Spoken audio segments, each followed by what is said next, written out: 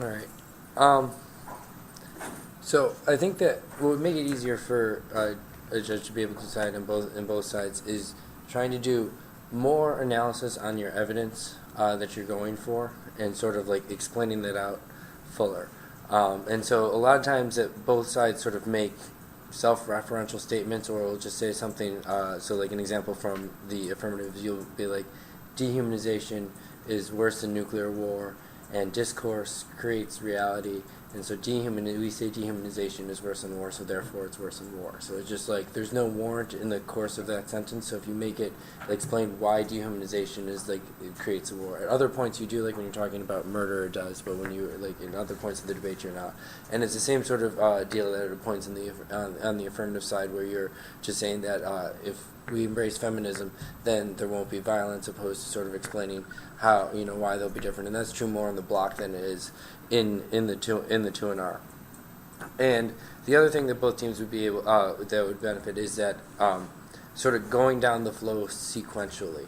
And so what happens is that the 2NC and 1NR really on the feminism critique really pretty much only answer the permutation, but in answering the permutation answer everything else in the 2NC.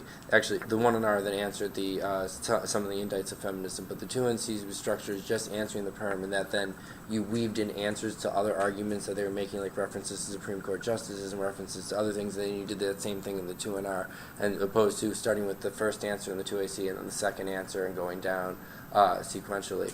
And then sorry, 1NR because you took the permutation, but and then same sort of deal here is that you would take one answer, and then as you were talking about dehumanization, you would then reference all these other arguments, opposed to talking about the arguments sort of where they existed, which makes it difficult to flow because things aren't lining up anymore. So try and answer the first argument the opponent makes, then the next argument the opponent makes, and going down, opposed to answering sort of the bottom of the flow and then up to the top, and then continuing along what you're doing. So those things being said, I end up voting negative in this debate round, and I think that a lot of the reason comes down to that when you try and go for, it's sexist to say that women have to act in a feminist way, and that reimposes, gender roles for people. But then at the same time, you go for the argument that there's women in the Supreme Court, so therefore it's not a problem. Is that you then presuppose that women would act in a certain way, and that would bring about feminism just because they happen to be female.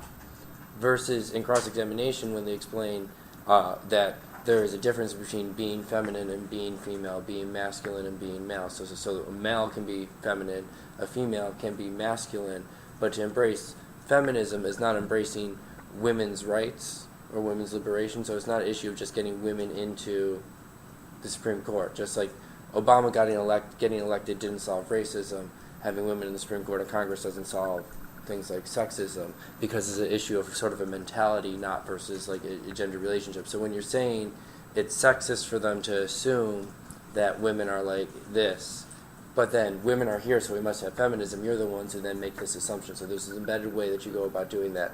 And the other reason why I end up voting negative is that the 2NR does a good job, and I think more of it should be in the 2NC, the analysis, about when you start talking about how what feminism does is it inserts a bottom-up approach to international relations opposed to a top-down approach. And so there was a bunch of time that was spent there at the top. And so what feminism injects then is a process that instead of trying to look for the state to solve the problems, it looks for the individuals to solve the problem. And I think that what you could do to make it better in the 2NR is explain that in relation to their affirmative, right? So you did that for dehumanization because you explained that stops, women from being subordinated. But how does it mean that we could stop proliferation? And so you could talk about the way that by thinking things from the bottom up, the people who are in control of weapons could choose not to utilize the weapons or not control it. They could have a deeper appreciation relation. So that way you have a story more specific to the affirmative in that regards.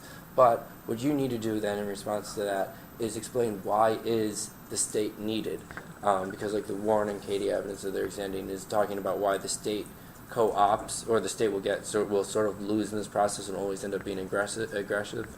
So you just need to then win why the state is needed opposed to a bottom-up approach. Why is a top-down approach good? Or you have to show why you're a bottom-up approach. Either of those sort of ways you can go about doing that.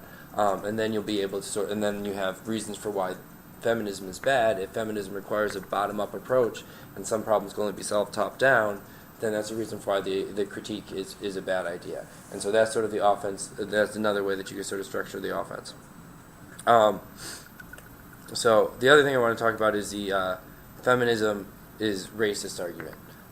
So when you answer feminism racist by saying that it doesn't matter what color of the skin someone is, all women have to fight the same thing, especially internationally. That all women have the same sort of campaigns, but women have very different campaigns. Like in abortion issue, like some women, just winning the right to abortion allows wealthier white women to have access to abortions without problems, but inner city women of color don't necessarily have access to abortion, and when they walk into the clinics, they're a lot more likely by the doctors to be suggested, like, well, we could also make sure that you don't have to come back here again because we could do this quick procedure, so they end up having coerced forms of sterilization. So there's just one example why the strategies that need to be fought are not always the same. And so how do we answer that? I have no idea how to answer that. well, you could explain that, the interrelational approach of feminism and looking at things from individuals means that it could pay attention to differences. And also when you're answering that argument, you're sort of doing the conflation of gender and sex, because now feminism becomes women's rights issues at that moment in the 1NR, opposed to talking about feminism as principle means that we could pay attention to the individual interests of women of color in different contexts and different international situations. So whether it be a black woman in America or an Indian woman in India, we can have an attentiveness to the way that takes place, and so that way there's more of an intersectional approach to it. You could also point out that the affirmative is going to be a lot more patriarchal because it includes no one, so there's no distinctions whatsoever along those lines. But you could win your criticism of that, because their only answer is we take this into consideration. And so you do have initially in the 2AC a bunches of offense against feminism, but you don't really end up going for it in the end. But what you could do in the 1AR is any one of them where they're just we solve this, is go back to your evidence and figure out why they don't solve it, and then explain that one piece of evidence with the warrants that are in there, and then that answered, right? Because I know that you pulled a generic frontline that said 2AC answers to feminism, and that's fine because it had all the answers you needed to answer feminism, and then it was just you didn't know how to explain some of them. So use the prep to figure out which one of them you want to explain, that they sort of just say, we solve without really any warrants, or we're all the same, and your evidence says it's not. Then you could get it sort of into and then you could win that as an independent reason to reject them because of the criticism. The last thing that I'll say is that in the 2NC you read a bunch of new arguments, more or less, and it's a 2NC so you could do it, but you read tyranny or survival, you read predictions bad, you essentially throw everything that West Virginia has except for ruralism out in the 2NC on the case debate, opposed to just explaining feminism more. And then the 1NR is left with all of that work and doing the permutation stuff, which then, and that's why it gets a little bit sloppier, because then you're just all this new stuff, and then 1NR is all this, has to answer everything, is going around trying to answer everything.